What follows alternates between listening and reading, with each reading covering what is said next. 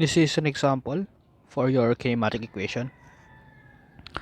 The position of the particle is given by S is equal to 2 t squared minus 8t plus 6, where t is in seconds.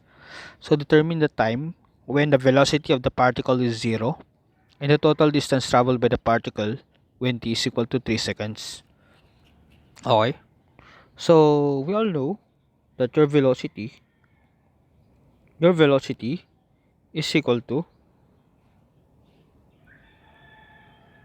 v is equal to ds over dt.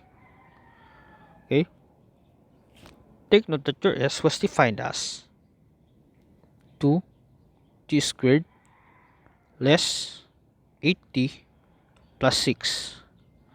So getting the derivative of this, we'll have a value equal to v equals the derivative of 2t squared less 8t plus 6. So therefore, we'll have a value equal to 4t less 8 equals v. Okay, so in order to get the value of your velocity of your time when your velocity is equal to 0, therefore let us set your v equals 0.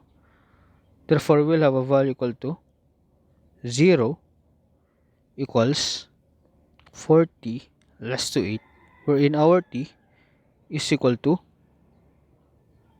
2 seconds. That is the value of our t. Next is the total distance traveled by the particle when t is equal to 3 seconds. Take note that the question is talking about the distance traveled. So when you are getting the total distance traveled, so therefore let us consider the one-dimensional plane, probably your x. Okay, so let's say that this will be your x-axis. Considering the equation, uh, considering the equation 2t squared minus 8t, so s is equal to 2t squared minus 8t plus 6 at t is equal to 0 seconds. Your s is equal to 2t squared less 8t plus 6. Considering that your t is equal to 0, therefore we have 2 multiplied by 0 minus 8 multiplied by 0 plus 6. So we'll have a value of s equals 6.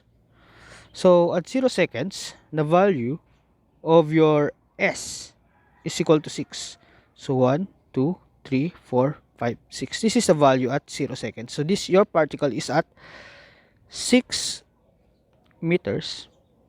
6 meters to the right of your x-axis. At t is equal to 1 second. At t is equal to 1 second. So we have your value equal to s equals 2 multiplied by 1 squared less 8 multiplied by 1 plus 6.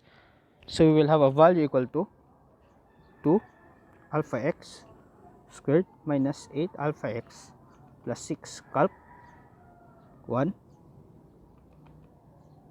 0.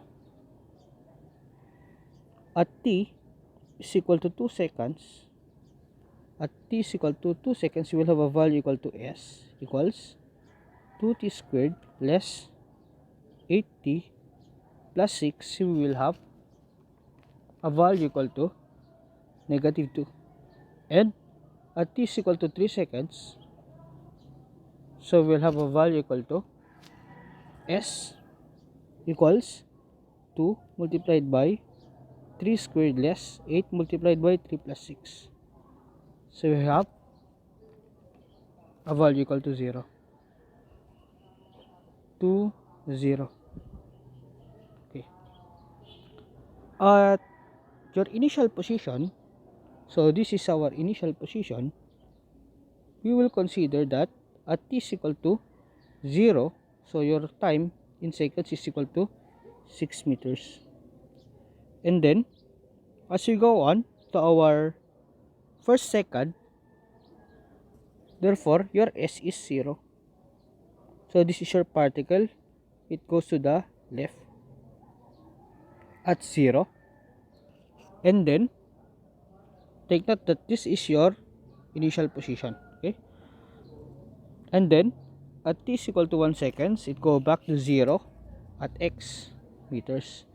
And then, at t is equal to 2 seconds, your s, or the displacement, is at negative 2. 1, 2. So this is your second position at t is equal to 2 seconds.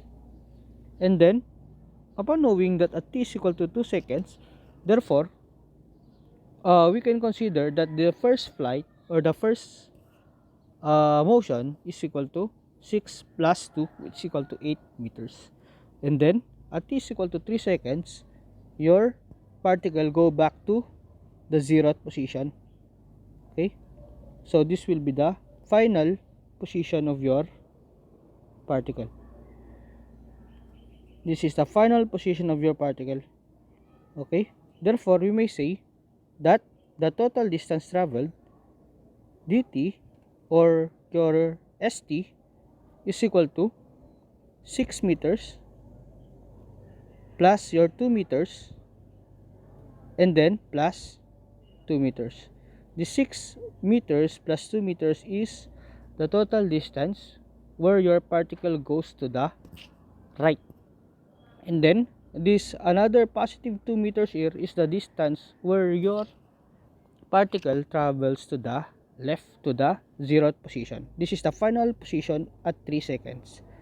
At t is equal to 3 seconds.